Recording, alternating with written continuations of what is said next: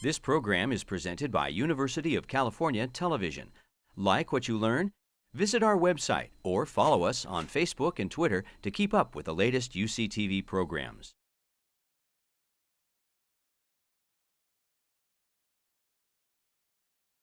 Center is the customer. They're the ones who are paying for everything. I just saw this as, oh my God, this is like my chance. $250,000. It was almost surreal. You can't just cut out one person in the supply chain in order to solve a problem. Those are the kind of people you want. You respect them, their integrity, their intelligence, their ability, their can-do attitude, hard work.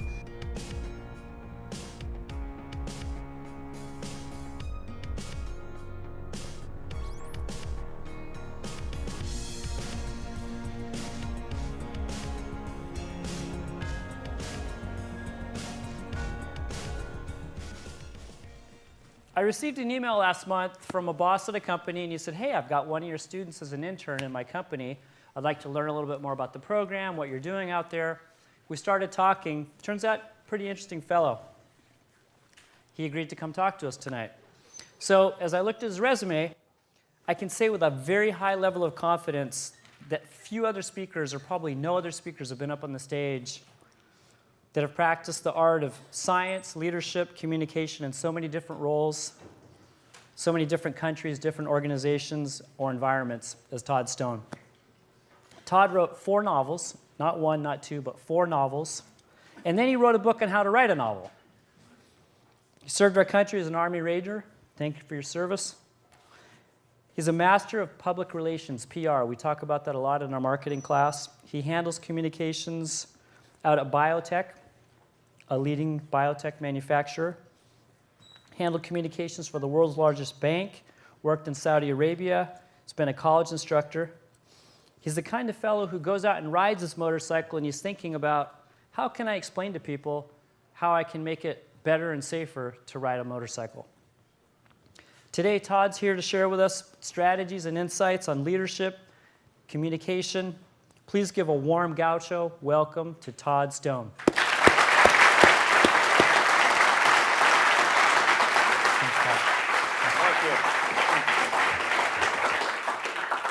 I am told I am being controlled from the control room, so I will assume that you in the back can hear me okay. Nod your head, yes, no, okay, perfect. Okay, well, thanks for asking me to come here. This is really great. This is really an honor for me. And because it's always great for me to come back to the UCSB campus for a whole bunch of reasons, not the least of which is this is one of the places that I first visited when we were considering moving to California, and I fell in love with it, so I get to come back here. My lovely wife works here, and every time I come here or drive by here, it reminds me of her. Yeah, and I'm a big mushball. It reminds me of my own times as a university instructor at Northwestern University and at West Point and other places. You got a great beach, right? Reminds me of the Northwestern University beach, except right now that beach is covered with ice and snow. Yours is better. And to celebrate coming here, I told my wife, Stacy, that we had to have a pizza. So we ordered a pizza from Woodstock. You people got pretty good pizza here. I like the way they took the crust over the sauce. That's not bad. I may have to have another one. So my trip up here, even though I live in Goleta, it's been very good. It's been very good. It's been very pleasant for me. And what I want to do tonight is give you some very practical, very hands-on things to do, some communication and leadership strategies. And the way we're going to do that is we're going to talk about a big idea, a couple of big ideas first, and I want you to kind of get that. And then we're going to go into detail about those strategies. How many people here are graduating this year? Okay, nice and high. How many people are graduating within the next couple of years? Okay, how many people plan to be here forever? This is kind of a good deal. We'll just kind of hang, yeah, cool. All right. So all of you are going to find some strategies tonight that you can use and put to work immediately. All of you are going to find some strategies you can use, put to work immediately. So, that one, or That one. Okay, great. Tonight's presentation is Marketing U Incorporated. Leadership strategies for your next steps. Let's break that down. That's marketing. We're going to talk about the marketing part of that. That's U Incorporated and what that means. That's some leadership strategies. And your next step. Okay. We're going to cover all of those tonight, and then we're going to wrap them all together. But first, I want to tell you a story.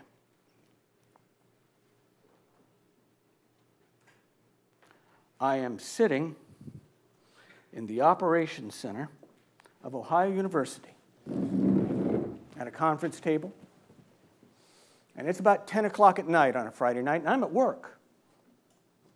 It is 98 degrees outside. It is 96% humidity. The conference room is pretty dim because we're running on generator power, and inside that conference room, because there's not enough power to power the air conditioning, it's 94 degrees, and I'm surrounded by a bunch of 98-degree bodies, senior members of the university. And we're all gathered there because a derecho, which is an on-land hurricane, has blown through the Midwest, and it's knocked out power to the university and to the little community, about 30,000 in the Appalachian Hills, where the university is. It's knocked out power to 4 states. 10 million people, over 10 million people are without power. In Appalachia, if there is no power, there is no water, because all of the wells are electronic driven. Trees are down, power lines have snapped like toothpicks, right? The university is without power, it's on backup power. The hospital is on backup power, and yeah, they have generators, but you can't get diesel fuel in because the roads are blocked, and generators will only go for so long. And the president of that university has looked at me because the leadership of the town is out, and he looks at me as the power begins to come back on to the university, and we make a few plans. He says, Todd, you are now the public information officer. You are now the PR contact for Ohio University and for the city of Athens until this crisis is resolved. I was sweating for more reasons than one. There's one radio station that's left on the air. There are like 4 or 5 in that little area, right? And there's one radio station that's left on the air. And they're answering people's questions because people have a lot of questions and they have no information. Radio stations are gone, okay? Cell phone towers are down. There's no water. Because, again, the pumps that pump it up, there's no electricity. Oh, sure, some people out in the hills have generators. They have 5, 6 hours. In the little town, they bring in the city engineer in that meeting, and in the little town, there the city engineer says, we have 12 hours until sewage starts backing up, raw sewage into basements and bathrooms, and then we're out of water. And the university engineer, even as the power is beginning to come back, says, we have 6 hours to fully restore power to the university, or $67 million worth of research goes down the drain. 5 or 10-year experiments, fish tanks, it's all going to go because we can't cool it. And they say, Todd, we're getting power back. We need you to communicate. We've closed the university. It's the summer, so there are no students here. But we need to communicate. Okay, I'm the PR guy. I'll find that radio station working. I call up that radio station, hoping to give them some information about services that are coming back to the university that maybe the community can use. And I listen to the guy say that, if this heat goes on much longer without air conditioning, the elderly who are out in their trailers or out in their little, and because these people are poor, are going to suffer, and they may be at risk. People are going to die. And the whole community wants to know what's going on. And so I call up the radio station, prepared to read my PR statement. I'll give it to this guy. He'll broadcast it. It'll be great. Well, it's part of the plan. And he says, hello, Todd. You're on the air. What story should I tell? Communications and leadership and marketing all kind of go together in a very, very special way. Leadership is simply communications that inspires people to take action, right? That's all it is. Leadership is communications that inspires people to take action. Marketing within the business realm is simply communications that inspires people to take a certain kind of action. And that includes the whole realm of marketing, right? From product placement and pricing, position in the marketplace, to the Marcom piece. It's all about communications that inspire people to take action. Even public relations, right, inspires people eventually to take action.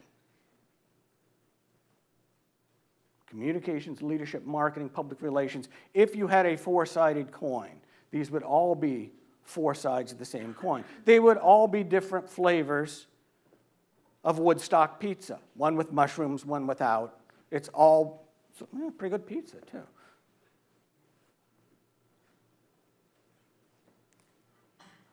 All of these share one common denominator. They're all about stories. They're all about telling stories. Okay? They are all a different form, a different flavor of storytelling.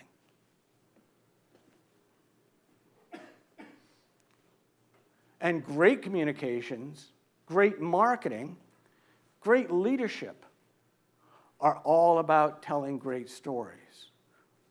Okay? They're all about telling great stories that inspire people to take action. Right? Your communications, especially in the business realm, especially for young entrepreneurs, especially for young individuals, all those folks who raised their hands, who said, I am now going into the workforce in one manner or another within the next year or 2 years.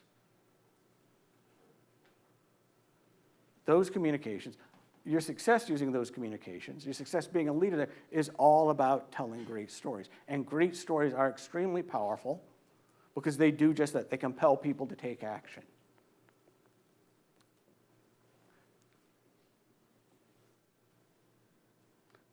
And so we're going to talk about some storytelling, and we're going to get tonight, and we're going to talk about some strategies for telling great stories to three very important people that you're going to meet in the very near future. And very hands-on strategies. And then at some point we'll finish our, we'll tell a few more stories, and then I'll finish what story did I tell. There are three people you need to tell these stories to. And the first one is your recruiter, right? That's the individual that you're going to meet either at a table, at a job fair, or at a job where you're going to have to tell a great story. And the story you want to tell is that of a potential team member, right? You're a potential team member who's ready to contribute at a high level, not just be there, at a high level from day one. That's your story, and you're sticking to it. And the action you want them to take is either say, yeah, you're the guy, we want you for the job, or they're going to pass you along to a hiring manager, right? They're going to take you to the next step. Seems pretty easy, right? You're going to tell them a story and make them take some action. Now, what are some strategies for doing that? Post the right social media story. Who here has grandparents that are still living? Who here has grandma that's still living? Raise your hand if grandma is still living. Great, great. Grandma's still living.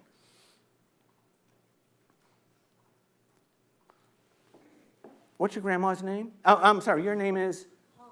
Holly? Okay, great. And what's grandma's name? Gracie. Okay, it could be grandma because they're old grandma.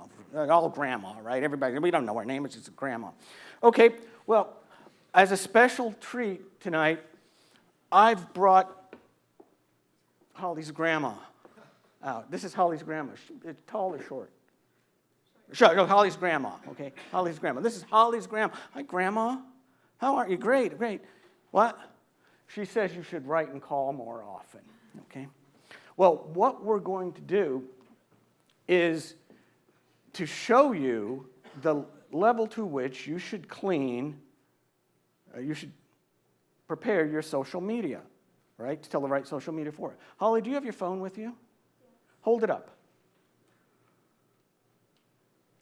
I now have Holly's phone, okay, and I have Holly's grandma. And what we're going to do is we're going to show, we should open up Holly's social media. So let's open up Holly's Facebook and Holly's Pinterest and her Twitter. What else? Oh, her Instagram, right? What else? Her Snapchat. Oh, her Snap. Oh, okay. I'll have all of these open. I have Holly's grandma right here. I have your grandmother right here. And should we now show, should I take this? Wait, hang on a second. You did. Okay, Grandma, I said I was going to do this, so... Ah! I'm so sorry about your phone. I'm so sorry, Grandma. I broke Holly's phone on accident. Your social media must pass the grandma test. Okay? If you wouldn't show it to Grandma, don't put it on social media because the recruiter's going to look at it. I am sitting with my lovely wife, Stacy, and we have to find a dog sitter.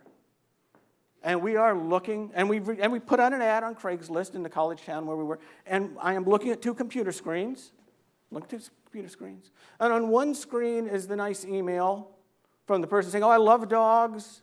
I've always loved dogs. I have 2 dogs. And on the other side of the screen is her mugshot for DUI. And Stacy looks at me and says, not that one. Okay. And I'm looking at another young person's profile who said, oh, no, I'm an A student. I do all this. And over here is her Instagram of some of the biggest buds I have ever seen in my entire life. Holy moly, things have changed since I was in college. Right. And Stacy goes, not that one.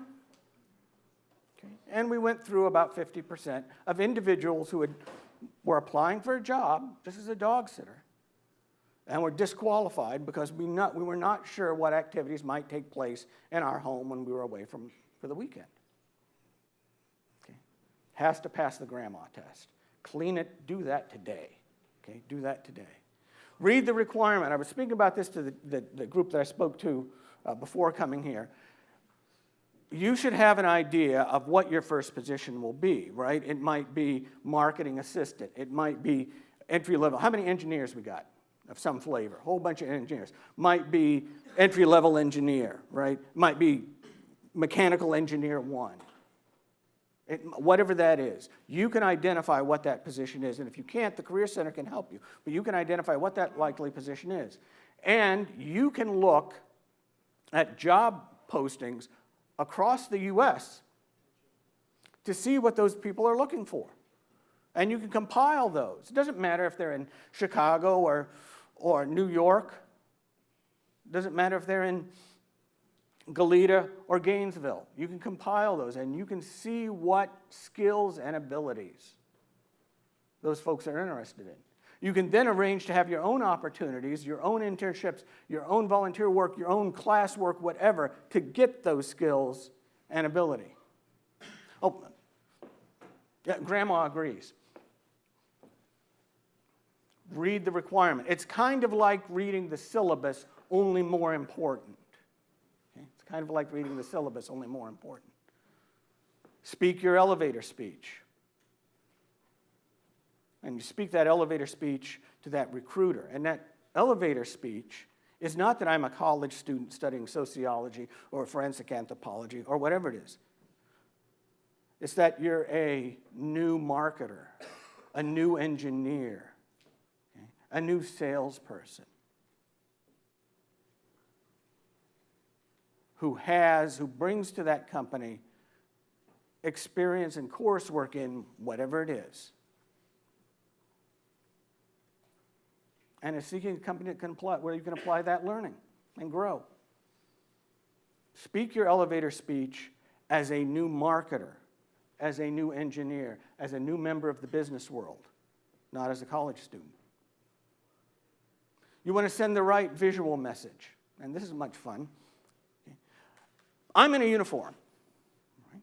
For many, many years in the Army, I wore a uniform, and it was great because the bottom was green and the top was green and the boots were black. That was a different Army. We've gone through several uniform changes. But I knew what I was wearing to work every day. And I'm currently wearing a uniform, right? And you've seen this probably in other individuals who stood on this stage.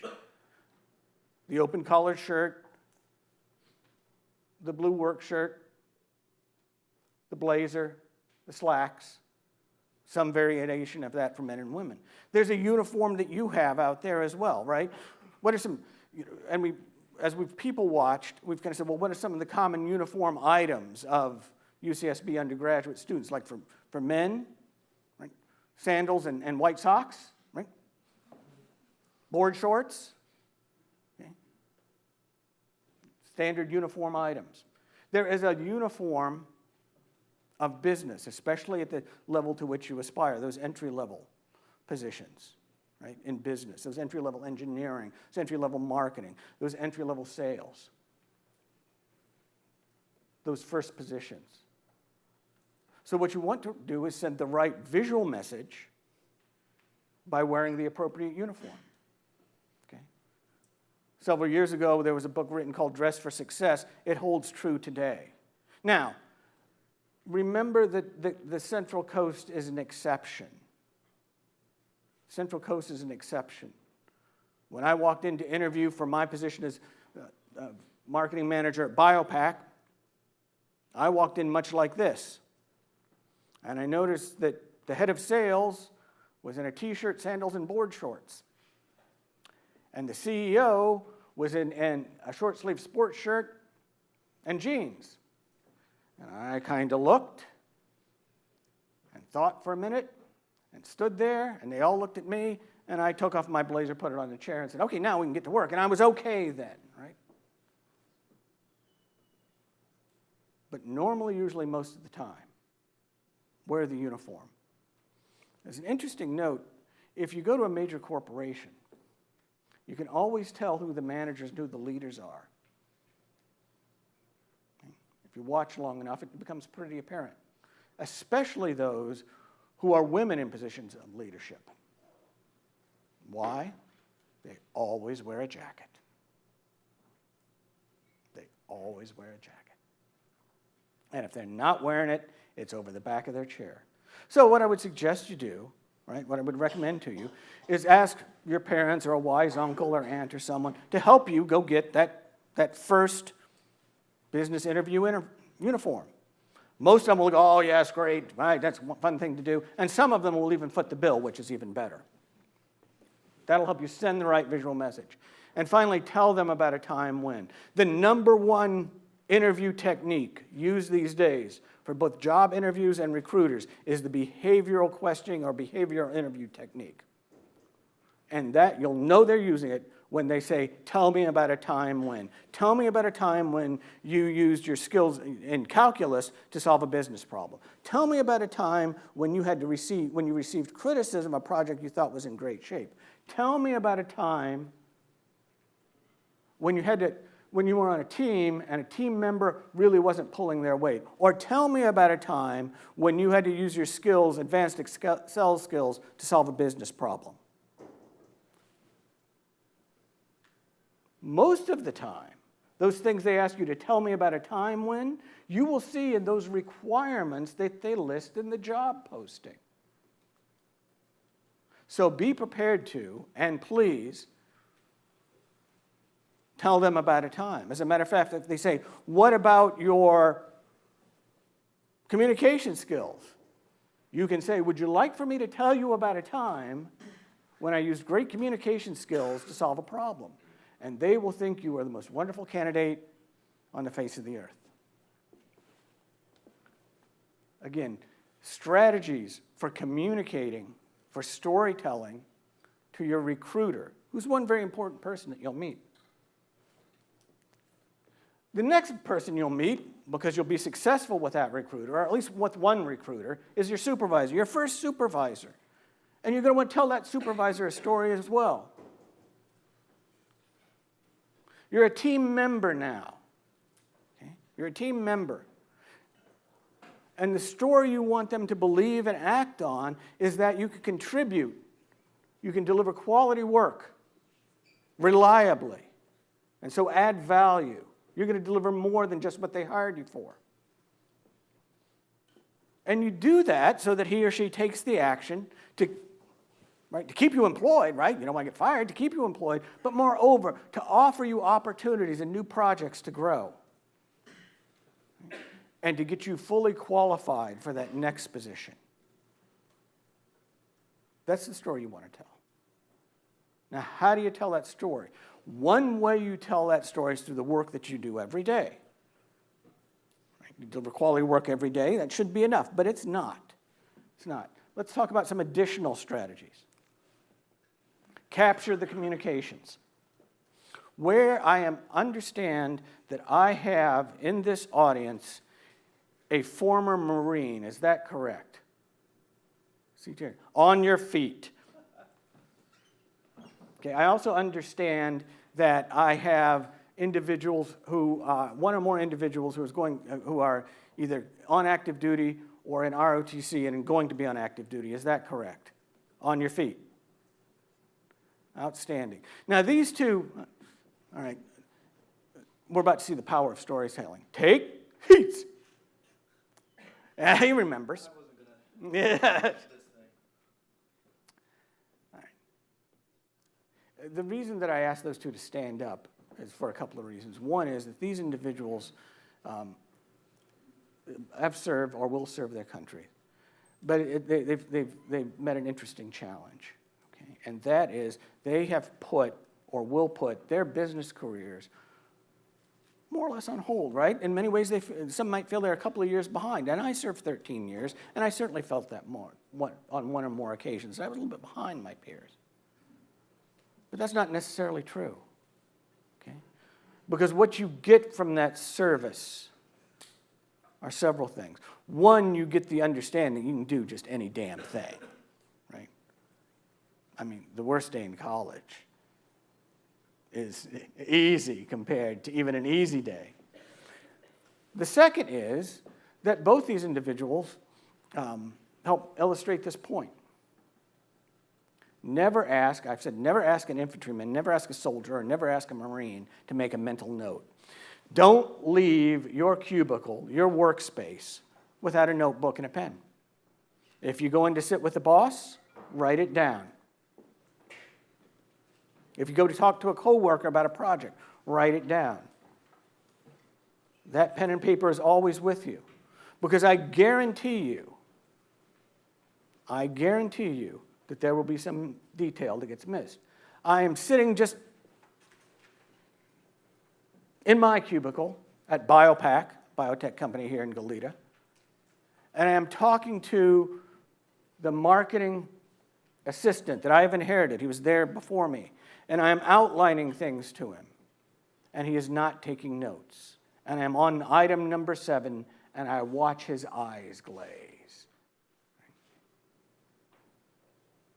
And so I coached him to say, from now on, carry pen and paper. Here's something for you to take notes with.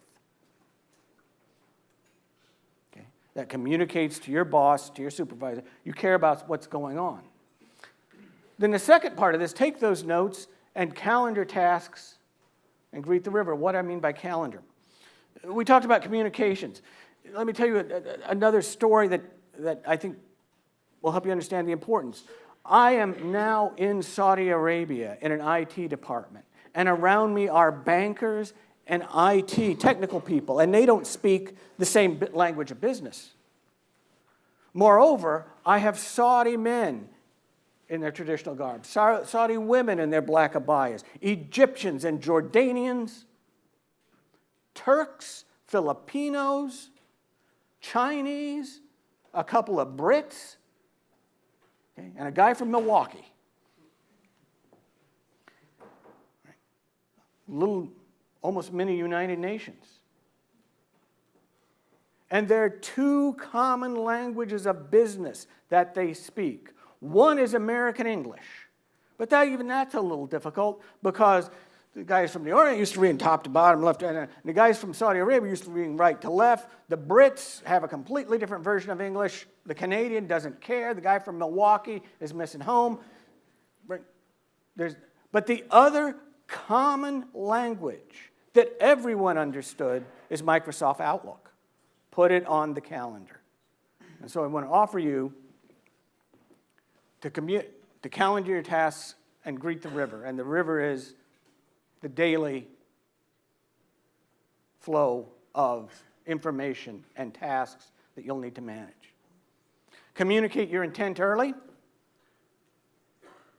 That is, tell your boss, this is how my project is progressing, and this is how I intend to complete the project, and let him or her then give you feedback on how far, what do I have left,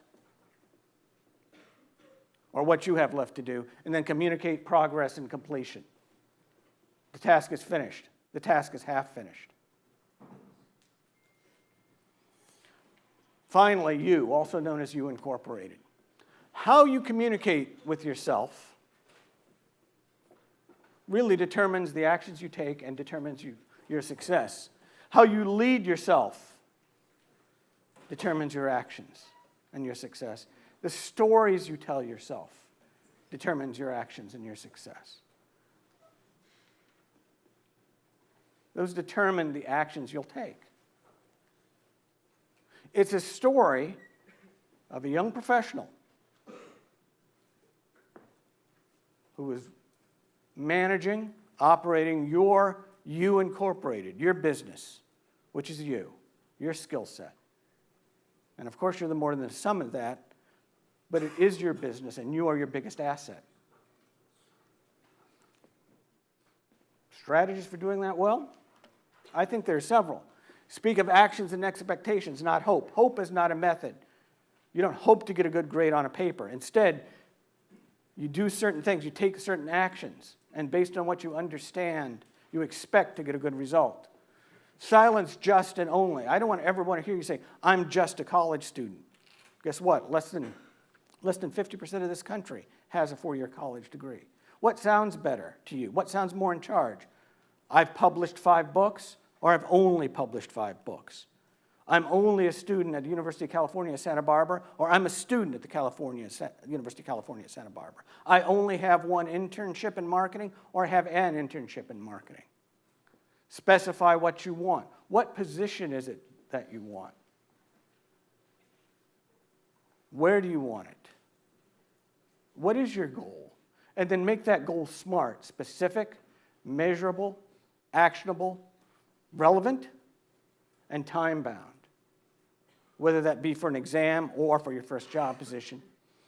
And then finally, you have a whole list of things to do, classes to take, courses to study for, tests to study for, job applications to fill out, and you could say, I have 10,000 things to do. But instead try saying, I have 10,000 things or 5,000 things or however long your list is to manage. Because now you're no longer somebody who just has to do them. You're a manager. You're more in control.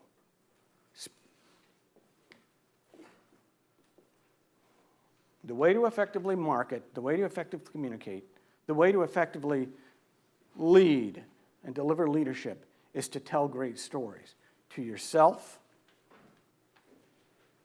to your recruiter, to your first supervisor.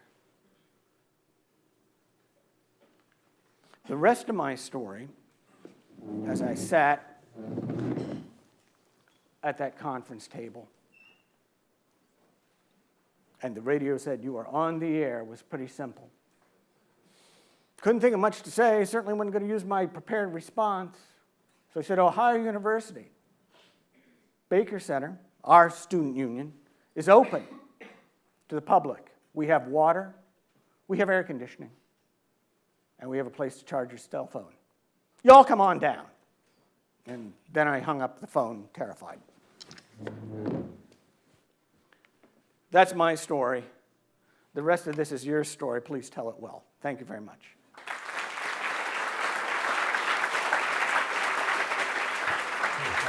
We're going to sit over here. Todd, thank you. That was great. Some really good points there. People pick up on some good pointers there for things to do. Really good. A little different than a lot of the speakers we have come in, but he gave some real actionable things. So thanks for your generosity of spirit sharing those with us. You're welcome. I've got a couple questions for you, and then we're going to have some questions from the audience. One of the things that comes up a lot, and it really relates to what you're talking about and the position that you're in, we have a lot of students here that go through marketing classes, and there's a lot of confusion around PR versus advertising. Could you unpack for us the differences of PR and advertising, maybe a couple examples of both? Okay, sure. So the simple way to think of it is that advertising is paid placement. You are paying someone for publicity, you're paying for their attention, but you're paying for a placement in some kind of communications vehicle, newspaper, blog, website. You're paying for that, right? Whereas, and practitioners often call it unearned advertising, unearned placement, because you're paying for it. Public relations, on the other hand, is earned placement. Your company, your organization has done something so noteworthy that it's making news. So that's the heart of it, of that definition. If you boil down, so what are some other differences? You'll find that advertising will be very metrics driven, while public relations will be less metrics driven, because it's much easier to manage the effects of advertising, especially today where we have click-through advertising and so on, than it is to measure the effects of public relations. Not impossible, but much more difficult. Advertising may be much more product-oriented, right? We're going to sell these widgets. We're going to get these widgets out the door. Whereas public relations is much more, we want a favorable impression of this organization. The final difference, in my experience, having kind of worn all those hats, is that in advertising, more often goes according to plan. You have an advertising plan, you have a budget, you get designers involved, you develop a message and you put that message out there, and that's very company driven. Public relations can also be company driven, right? We're going to have these events, we're going to engage the community, but public relations also has a very reactive component that has to deal with reputation management, with managing the bad news or the perceived bad news, right? So there's a key part of public relations becomes crisis communications management, where something has gone terribly wrong or perceived to have gone terribly wrong, and the communicators have to the public relations individual have to use communications to manage the level of reputation of the company. The Tylenol poisoning scare many years ago is an ideal example. Currently, there are any number of examples where something has gone wrong and public relations has to react to that news in a way that keeps the most positive, the company's reputation in the most positive light. Mm-hmm. BP oil spill. BP oil spill, the recent spill here in Goleta, all of those things where public relations managers really earn their bread and butter.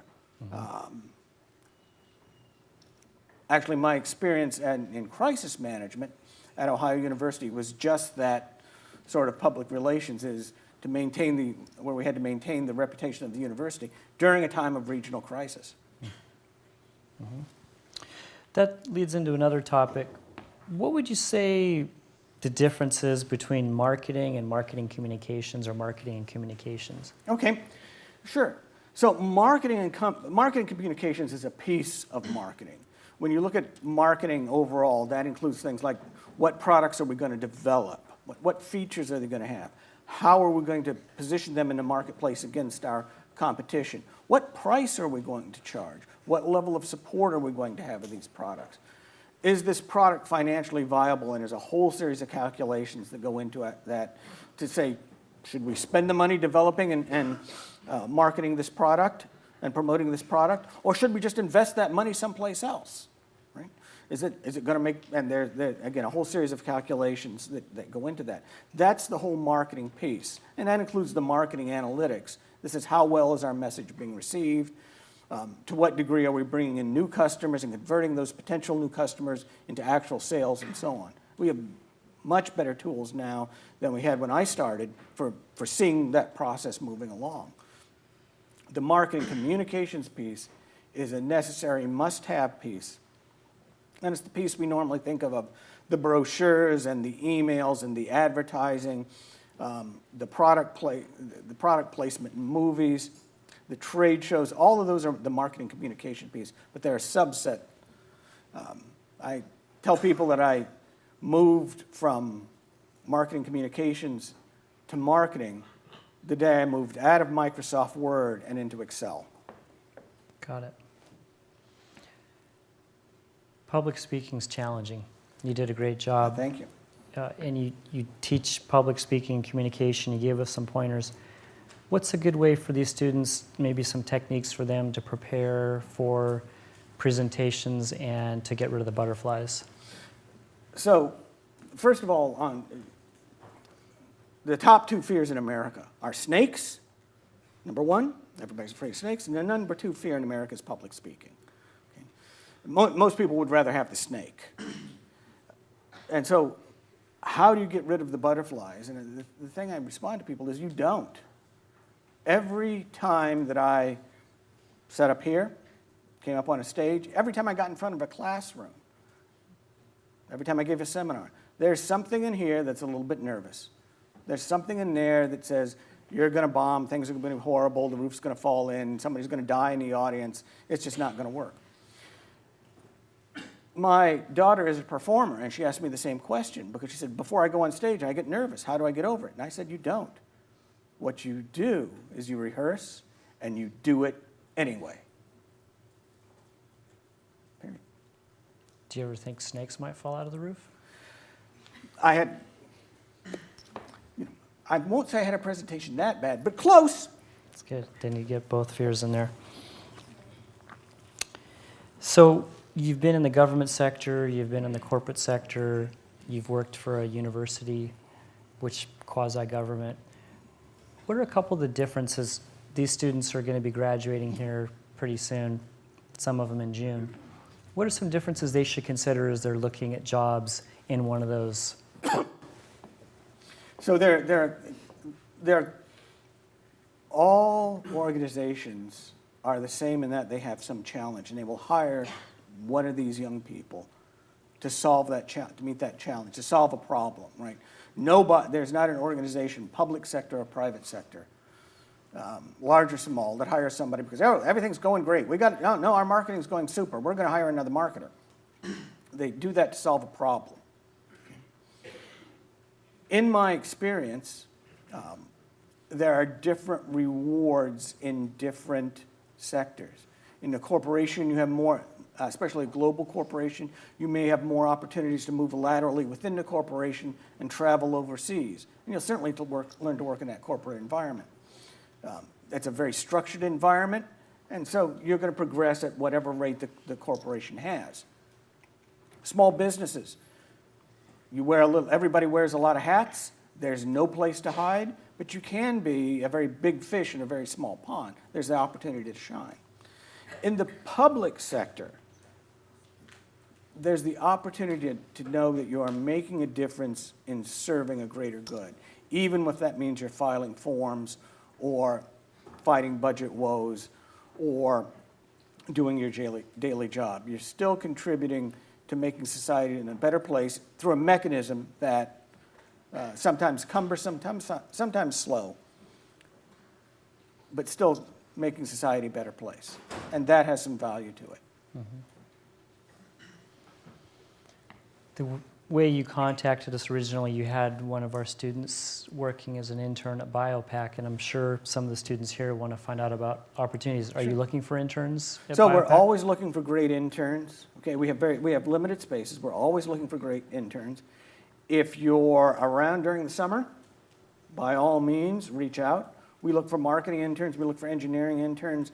We look for sales interns. We look for bright young people who are aggressive, who want to learn, and have some of the skill sets, have some experience in the skill sets that we're looking for: marketing, sales, engineering, and so on. We have, again, an intern that attended this course, now working for us. Alex has a background in biology and chemistry and is now working in the marketing department because he wanted to understand more about the potential business side of running a business. My interns don't get coffee, right? We have a program and we have a series of tasks that they'll complete.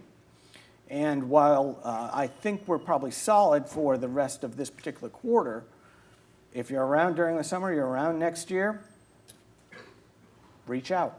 Great. So anybody interested, email me and I'll put you in touch with Todd. Now we're going to cut to some student questions here. All right. I wanted to ask, what are the major differences between marketing and communication approaches to the domestic and international markets, especially in places you've worked in, such as Saudi Arabia? Okay.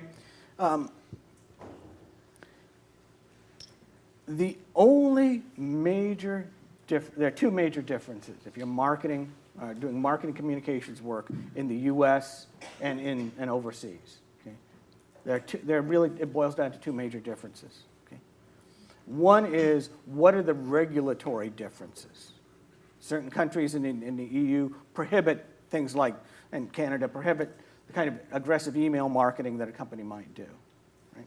So you have to understand what is allowed and what isn't. In Europe, for example, in the UK, you can't do medical. I don't think you do direct pharmaceutical sales to doctors. That's prohibited. Okay? So certain countries have prohibitions. The other considerations is, what are the cultural norms? Okay? What images, what languages work well in Mexico as opposed to India, as opposed to China, as opposed to the US. Okay. And English does not directly translate. One of the best stories is of the Chevy Nova. I know you're going to say that. Because I drove one, right, in Mexico. Nova, translated literally, is won't go. So, again, paying attention to what are the cultural norms. Okay? Clearly in different, and you have to be careful, right? Clearly in different parts of the world, this has various meanings, some of them obscene. So those are the two major differences in marketing communications. But in terms of appeal to, what do people want in terms of service or value in a given product, that cuts across cultural lines. Once you understand what the target market in that country is after and who you're trying to sell to, then those things remain important. The National Bank of Saudi Arabia advertised low rates, advertised easy financing, right? Advertised personalized service. Looked very similar to an American bank's commercials. So the benefits, the target market are similar, but the way you communicate it and the messaging is different. One because of regulatory issues, one because of cultural issues. Next question. Thanks for the talk tonight. My question for you is, what level of scientific knowledge do you need to do your position? And did you have to undergo extensive external learning in order to be acquainted to that level? And do you collaborate directly with the scientists or lab workers to improve marketing efficacy? So the answer is, in reverse order, is yes. I work closely with the engineers who design our products. I work closely with the engineers who design our products based on customer feedback, based on what we see in the marketplace, to make those products better. To answer what level of technical understanding that I need in order to work for a biotech company, I don't have a degree in physiology or biology or chemistry. My undergraduate degree is in policy and administration, and my graduate degree is in English. What I could bring to that company is a knowledge of how to address the marketing challenges that they had. And then you learn. And I spent quite a few hours burning the midnight oil, understanding some basic principles, so that not just of our products, but of the science behind it, so that I could speak intelligently both to the people within the company and to our customers. Other than degrees such as engineering degrees and vocational degrees, doctor, lawyer, most students who graduate with a degree in something don't go into that exact field. They go into different fields. So it's good to have the background but be open to new opportunities. So a lot of times through your experience and your work skills, you get new positions and new responsibilities. Next question. Thanks for the talk tonight. Getting into the arena of marketing can be difficult when many companies now want communications or business majors. How did you get into such jobs, and what would you recommend for college students aspiring to earn jobs in the marketing arena to do? So let me go to the last part first, because that's the action step. So let me go to the action step. And what I would strongly suggest to your students is that if you want to get into marketing, it's difficult to make a big jump, right? To go from chemistry student to marketing specialist or marketing assistant. So you have to plan that transition. Again, look for the skills. I would suggest to them that they look for the skills that are inherent in the jobs of marketing assistant, marketing coordinator, marketing specialist. And you can see those advertised across the country on job boards. And then look for opportunities to practice those kinds of skills. That can be in student government, that can be in nonprofits, that can be in student organizations. I would strongly recommend they compete heavily for internships, right?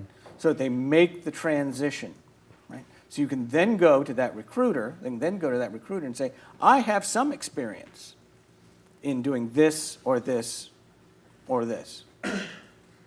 Good practical advice. Thank you for the talk. What ties did you make between the profession of internal communication and marketing so that helped you make the transition between the two careers?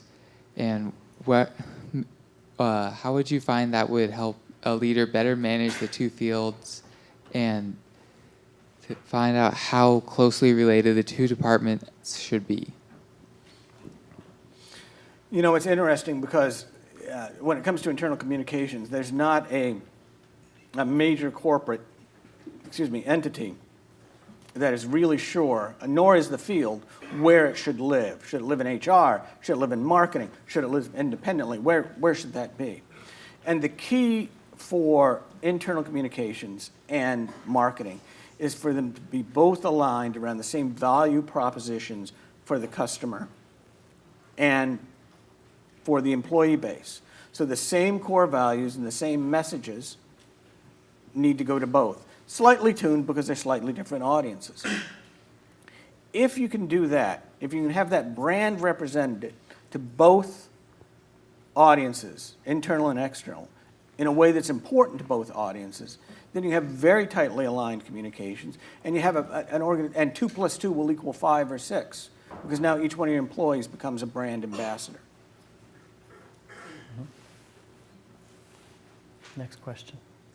Hello, Todd. Thank you for coming out tonight. My question is there one recurring mistake that you see companies, organizations continuously make, specifically dealing with communication between departments, and what's your approach towards solving that problem? So, especially in private sector organizations have been around for a long time. I think more so there. We tend to see the silo effect, in that everyone understands their little piece of the pie, their silo, their piece of the business, but doesn't reach out to see how it affects another piece of the business. We see that less and less in corporate America because we see a marketing culture kind of infusing these large organizations. And because corporate America has learned that these departments have to talk to each other in order to make a profit, in order to be competitive, right? So, especially in engineering-driven, some public sector institutions that have been around for a while, or companies that have had a long history without a lot of steady growth, small businesses, you'll tend to see that siloization, that lack of cross-communication. And if, as a leader, you do what you can to make that communication happen. let me give you an example. I had a team that had several different pieces. I had a technical piece, documentation piece, several different pieces, and they didn't. And what each of them did affected one another, but there was no driver to have them communicate. And so part of our standing meetings was to share what you were working on, and you had to share what impact that might have on the other members of the team. That was kind of SOP for some of my meetings. That was also part of their annual evaluation. So there was some skin in the game as to how well they did it.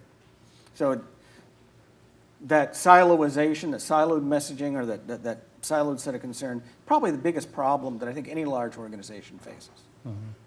SOP, standard operating procedure. Next question. Good evening, sir. My name is Max Peck. I'm a third-year communication major. Myself, I'm also an infantry service member.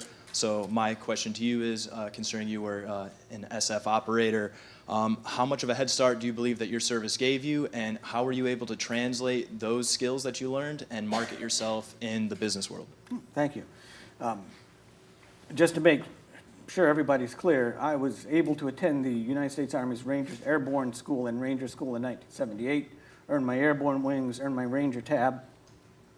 The Army then said, son, you volunteered for Special Forces and you volunteered for the Ranger Regiment, so we're going, because you volunteered for those and because you're completely qualified, what we're going to do is send you to a mechanized unit in Germany, and welcome to the United States Army.